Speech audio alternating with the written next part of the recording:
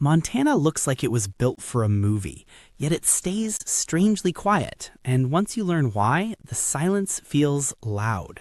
Picture a landmass bigger than many countries, where the horizon seems to stretch past your calendar. You can drive for an hour and feel like you have the whole planet to yourself. That sounds like freedom until you ask a practical question. If something goes wrong, who's close enough to help? Could you handle a life where nearby means a half day away? People fall in love with Montana through postcards, jagged peaks, glassy lakes, golden prairie, and sunsets that look edited. Then real life shows up with frost, distance, and a hard math problem called money. And the most surprising part is that the emptiness isn't an accident. It's a system built over decades, reinforced every winter, and amplified by modern economics. So why do so few people plant roots here? Is it the cold that bites, the roads that vanish under snow, the jobs that pay less than the rent, or the way history spread towns like crumbs across a table? Stay with me, because the answer is not one thing. It's a stack of reasons that lock together like gears. First, let's talk about the kind of winter that doesn't just inconvenience you, it rewrites your entire routine. Montana cold isn't a cute scarf and hot cocoa cold. It's the kind that makes metal sting and your breath feel sharp. In parts of the state, deep freezes aren't rare surprises. They're part of the yearly schedule. Imagine stepping outside and feeling your eyelashes start to clump, like the air is trying to glue you shut. When the temperature drops that low, everything becomes harder. Cars complain, batteries surrender, pipes threaten mutiny, and the simple act of running errands turns into a strategy session. Do you risk the highway now or wait and hope the wind calms down? Do you keep extra food because the roads could close, or do you gamble that the storm will miss your valley? Snow isn't always a light dusting either. In mountain towns, it can stack up over a season until it feels like the sky is paying rent in white bricks. Even in places that call themselves cities by Montana standards, winter storms can bury sidewalks, erase lane markings, and turn the world into one long sliding puzzle. And then there's the wind. On the plains, it can scream across open land with nothing to slow it down, pushing drifts into roads and cutting visibility to a few feet. Have you ever tried to drive when the world is white and the only thing you can see is the faint idea of where the ditch might be? That's not a commute, that's a test. Winter also comes with hidden costs. Heating a home for months is not optional, and those bills can climb fast. Add winter tires, emergency supplies, and the wear and tear on vehicles and roofs, and you start to understand why cheap rural living can be a myth. How many people move for scenery, then move again because the furnace eats their budget? The cold doesn't just punish comfort, it punishes convenience. Power lines fail, roads close, deliveries get delayed. If you work in a job that can't be done from a laptop, a storm can mean missed shifts and missed pay. And if you're the kind of person who already feels stretched thin, a season that long can feel like living inside a slow-motion emergency. All of this creates a quiet filter. The people who stay tend to be the ones who can handle discomfort without panicking, and the people who leave tend to be the ones who need predictability. And that brings us to the next reason Montana stays so empty. The distances aren't just big, they're lifestyle defining. Montana is enormous, and that size changes everything. You don't just pop over to the next town. You plan, you pack, you check the weather, you leave early. In many parts of the state, you can drive and still feel like you're in the same lonely chapter of a very long book. Population density is the simplest way to explain it. A lot of land, not many people. But the real story is what that does to your daily life. Grocery runs can become road trips, medical appointments can become all-day events, and social life can shrink down to whoever happens to live within a reasonable drive, which might mean a handful of people, not a neighborhood. There are towns so far from major hubs that nearest big city feels like a joke. It's not just that you're far, it's that the far becomes your normal. Can you imagine having to think about fuel the way city people think about phone battery, always watching the gauge because the next gas station might be more than you'd like? Public transportation is limited because it's hard to run frequent routes across huge spaces for small populations. That means your vehicle isn't a luxury, it's your survival gear. And if it breaks down on a winter night, the problem isn't inconvenience. Cell coverage can be patchy in mountains and valleys, which sounds minor until you need a tow, or you get stuck, or a loved one has an emergency. What happens when the one bar you counted on disappears right when you need it most? Even flying can be a challenge. Fewer airports, fewer routes, and prices that can make visiting family feel like a financial decision instead of an emotional one. So the isolation isn't just physical, it can become social too. And for many people, that's a deal breaker. But distance alone doesn't explain everything. Plenty of people live in remote places if the payoff is strong. Which leads to the next hard truth. Earning a comfortable living in Montana can be tricky depending on what you do. And this is where dreams and spreadsheets start arguing. Montana's economy has strong roots in land-based industries: farming, ranching, timber, tourism, and resource extraction. Those jobs matter, and they keep communities alive, but they don't always provide the kind of stable, high-paying, year-round opportunities that many modern workers want. And if you're building a life around healthcare, tech, finance, or specialized corporate work, the options can feel thin. In some areas, the work is seasonal. Summer brings tourists, guides, hospitality shifts, and park crowds. Winter can slow the flow, which means paychecks can wobble. How do you budget for a year when the busy months carry the quiet months on their back? There's also the reality of underemployment, people working below their skill level or patching together multiple jobs to make ends meet. You might be employed but still feel stuck. And when you look over the mountains and see beauty, it doesn't automatically pay the bills. Young graduates often face a choice: stay for the lifestyle or leave for the latter. Big cities offer more entry-level roles, more promotions, more networking, and bigger pay bands. So Montana becomes a place people love but don't always choose when they're trying to build a career.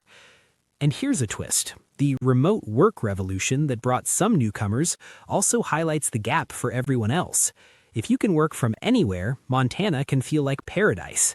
If you can't, it can feel like you're watching paradise through a window. Isn't it strange how the same landscape can feel like freedom to one person and a trap to another? Healthcare jobs exist, of course, but staffing can be hard in rural regions. Fewer specialists, longer waits, and longer drives. That doesn't just affect patients, it affects whether medical professionals want to settle there too. And when services are scarce, the risk of living far from help feels even bigger. Now add this. Even when wages are lower, some Montana towns have become shockingly expensive.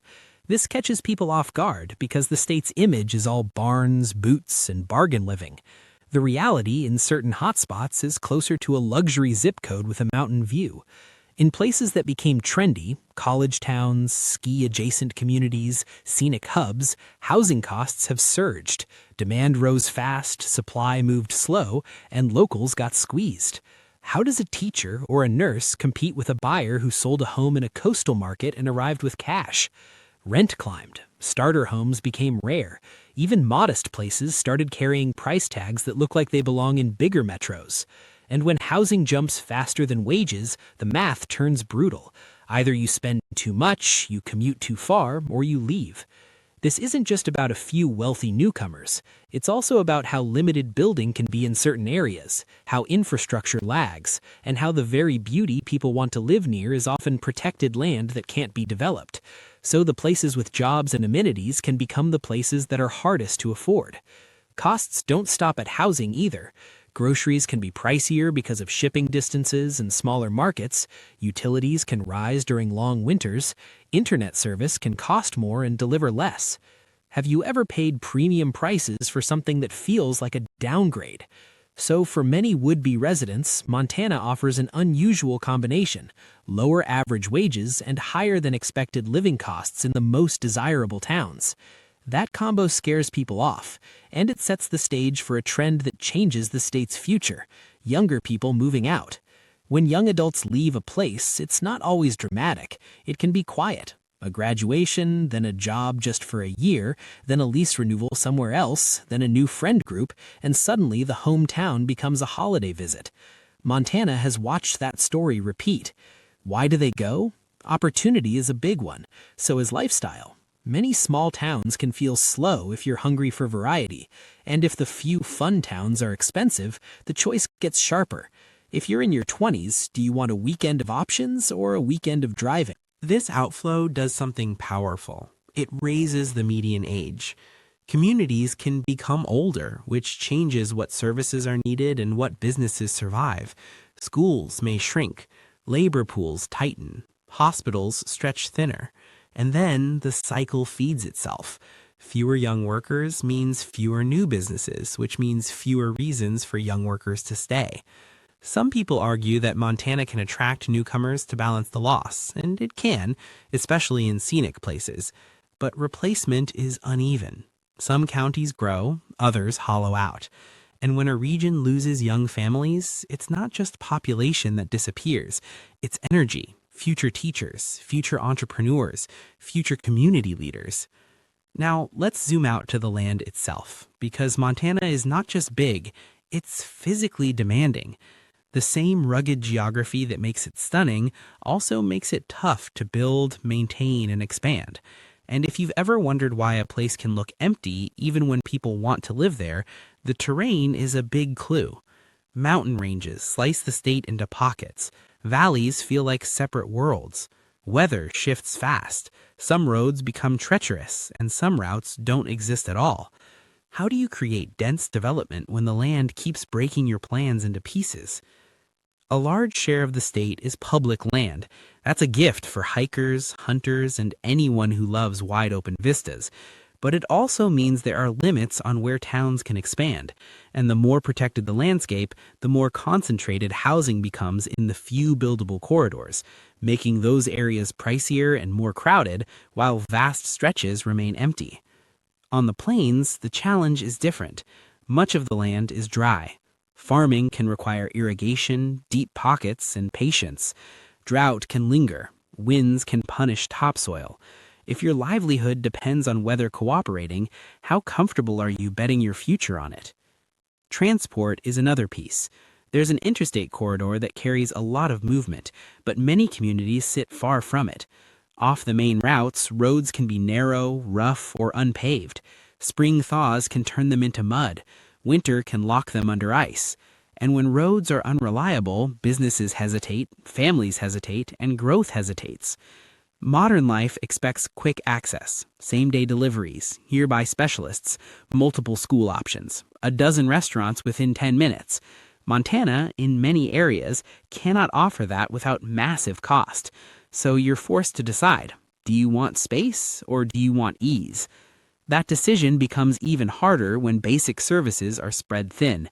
Infrastructure follows people, and people follow infrastructure. In a low-density place, it's a chicken and egg problem, and Montana has been living inside that loop for generations. In some communities, the nearest clinic is far. The nearest pharmacy can be farther. Emergency response times can stretch. Specialist care can require travel. That's not a critique of the people working there, it's the geography and the math. What would you do if a loved one needed urgent care and the road outside was a sheet of ice? Schools can be small, sometimes serving multiple grades in one building. Teacher recruitment can be difficult. Some districts experiment with shorter weeks to cope with staffing and budgets.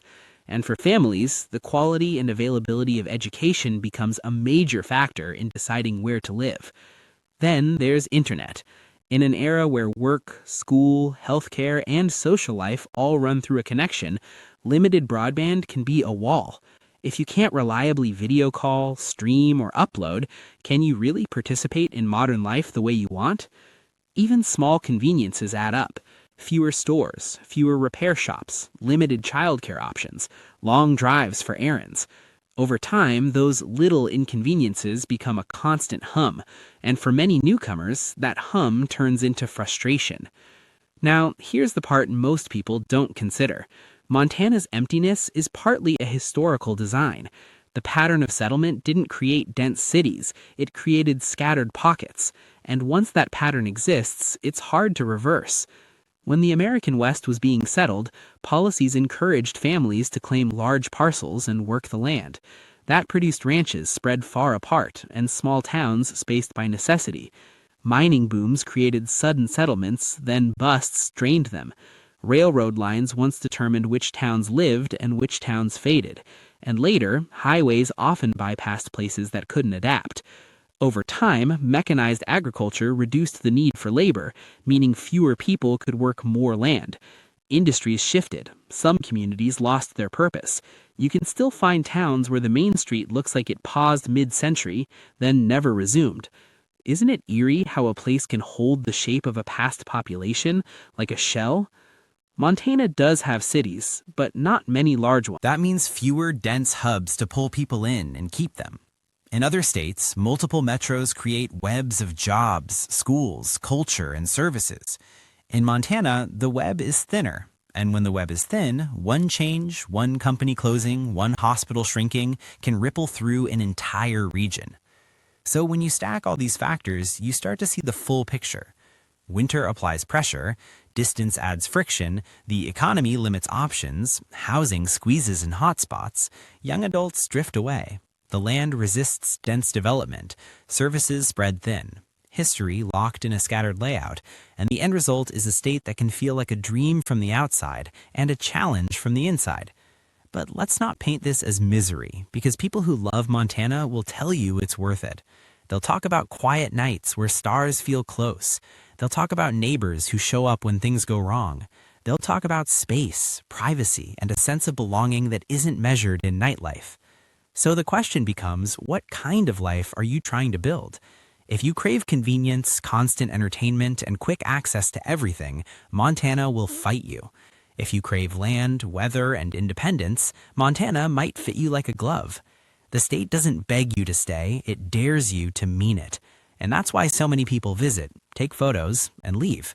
The beauty is easy to admire. The lifestyle is harder to commit to.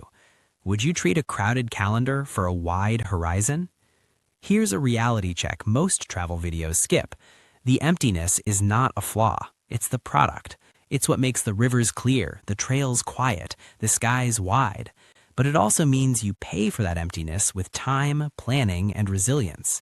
And when you understand that, you stop asking, why doesn't everyone live here, and start asking, who is built for living here? Maybe you're a remote worker who wants space and can afford the hotspots. Maybe you're a rancher whose family has been on the land for generations. Maybe you're an outdoor lover who values silence more than shopping. Or maybe you're someone who thought you wanted it until winter reminded you that nature doesn't negotiate. Which one are you? As you think about it, remember that the future could reshape Montana in unexpected ways. Better broadband could bring more remote workers. New industries could create new hubs. Housing policy could change who can afford to stay. Climate patterns could shift how winters feel and how fires behave. And that means the story isn't finished. But right now, on this day, Montana remains a place where the land is bigger than the crowd. It asks for toughness, patience, and a certain love for distance. If you can give it those things, it can give you something rare: room to breathe. Before you decide Montana is simply too hard, zoom in on what hardship actually looks like on a random Tuesday. You wake up before sunrise because the day starts slow when the roads are slick. You check 2 forecasts because one app always lies.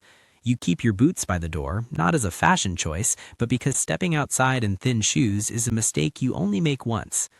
Ever notice how places with harsh weather teach you routines the way cities teach you shortcuts? Even the simple question of groceries changes. In a dense suburb, a missing ingredient is a quick trip. In a remote county, a missing ingredient is a decision. Do you burn fuel and time today, or do you improvise dinner and wait for the next run? And when a storm threatens, that decision turns into a ritual of stocking up, because nobody wants to be the person staring at an empty shelf while the wind starts howling. Then there's the mental side of long winters. It's not only cold, it's darkness and confinement. Some people thrive in it, building workshops, reading stacks of books, and enjoying the quiet. Others feel the walls slowly creep closer. Have you ever felt cabin fever so strongly you'd drive just to see different scenery, even if it's the same snow and the same sky? Isolation also changes your relationships. In a city, you can be lonely in a crowd. In Montana, you can be lonely in the quiet. But you can also find something city life rarely offers: a neighbor who actually notices when your lights don't turn on. That kind of community is powerful, yet it comes with a trade. Fewer people means fewer options, so your social circle can be small, and conflict can feel unavoidable. And here's a detail most outsiders miss: emptiness reshapes how you view risk. City people call a locksmith, Montana people learn how to fix a lock. City people call a repair service. Montana people keep tools and spare parts because the service might not come until next week. Do you want a life where self-reliance is a hobby or a requirement? That self-reliance is part of why the state attracts certain personalities. People who like control, preparation, and competence often feel at home. People who prefer spontaneity and instant solutions can feel trapped. Because in Montana, spontaneity still exists, but it's shaped by the weather, the distance, and the fact that a quick plan can become a long plan. Now, let's dig deeper into the job reality, because it's not just about what industries exist, it's also about what growth looks like. A small market means fewer employers, and fewer employers means less leverage when you negotiate pay. If there are only a handful of companies hiring for your skill, the balance of power shifts. Have you ever tried to build a career in a place where the next job might be 3 counties away? Now, think about healthcare again, because this is where the empty part becomes personal. If you need routine care, long drives might be annoying. If you need urgent care, long drives can be terrifying. Imagine a snowstorm at night, a slick highway, and the knowledge that the nearest advanced facility is far. Would you still feel romantic about the isolation in that moment? Families with children consider these things early. They ask about pediatric specialists, speech therapy, tutoring, sports programs, and after-school care. In some Montana towns, those services exist, but they can be limited. In others, they might not exist at all. And when families can't find what they need, they relocate, even if they love the landscape.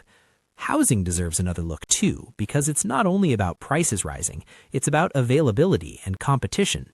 In smaller markets, one new employer, one burst of tourism investment, or one wave of remote workers can tilt the balance fast. A handful of properties hitting the market can change everything, because there aren't thousands of options to absorb demand. There's also the difference between Montana living in your mind and Montana living in practice.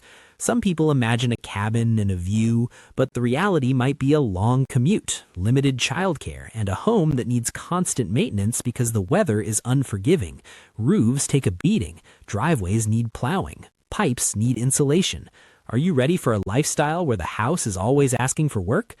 Wildlife is a headline feature, but it's also a reality check. Seeing elk at sunrise is magical. Running into a bear when you're taking out trash is not. Living close to nature means respecting it, and sometimes fearing it. Do you want to be thrilled by the wild, or do you want the wild kept at a comfortable distance? Even water can be complex. Some areas have abundant rivers. Others are dry and depend on rights, wells, or seasonal flows. Drought shifts priorities. Fire season shifts routines. When smoke settles in, the mountain views disappear behind haze, and the outdoors becomes a health issue. People dream about clean air and open spaces, but what happens when the air turns gray for weeks? Let's talk about roads again, because roads are more than asphalt. They are your connection to everything. In large states with low population, maintaining miles of roadway is expensive. You might have beautiful routes, but you might also have potholes, gravel stretches, and closures that feel normal. And when your connection to groceries, school, and work depends on one road, that one road becomes your daily gamble. This is why some people pick the larger hubs. They want the balance, scenery plus services. But that concentration creates its own problem. The few hubs become expensive, while the rural areas stay cheap but limited. So newcomers pile into the same towns, and the rest of the state remains empty by comparison. Culturally, Montana can feel different depending on where you land.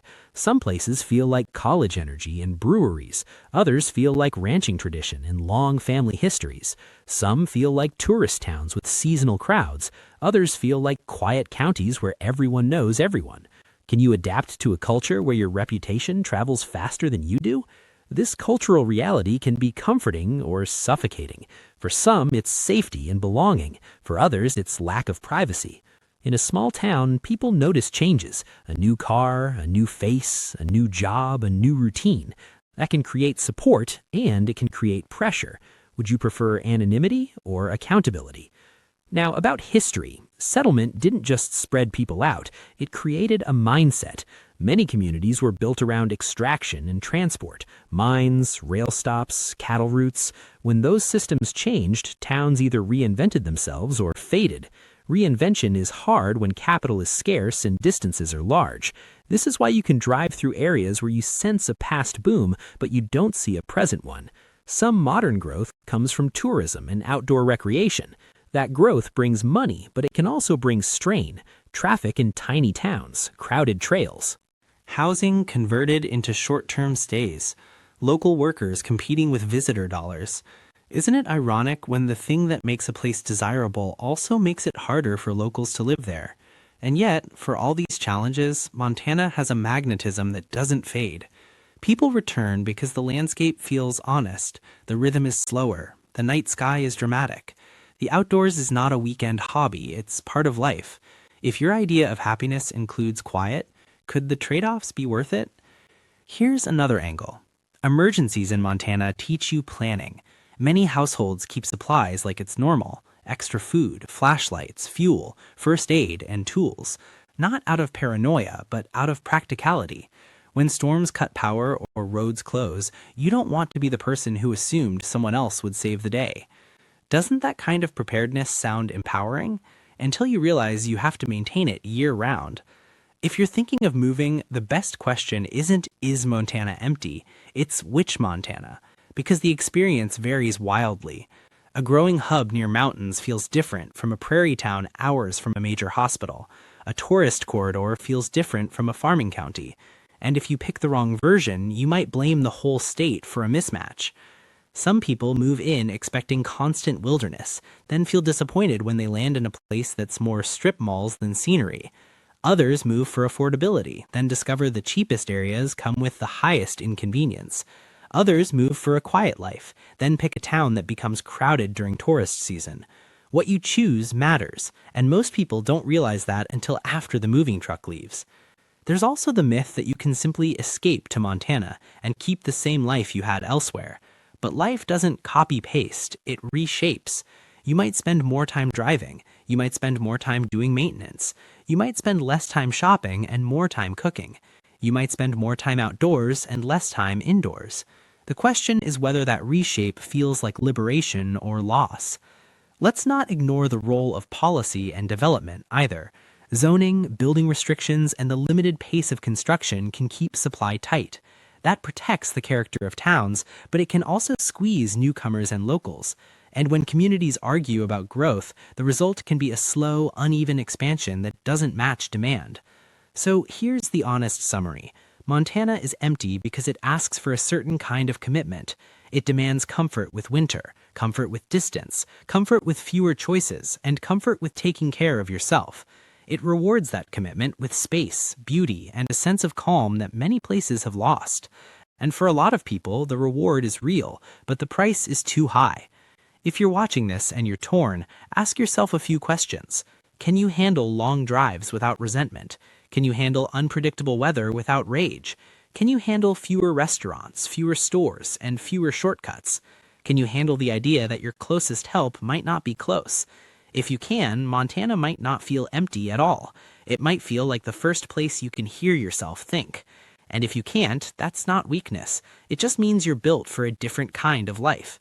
The world needs cities, and it needs open spaces. It needs crowded streets, and it needs silent roads. Montana simply sits on the far end of that spectrum, and it refuses to apologize for it. If you enjoyed this deep dive and you want more stories that uncover what maps don't show, hit like and stick around. This is my channel, and there's a lot more to explore.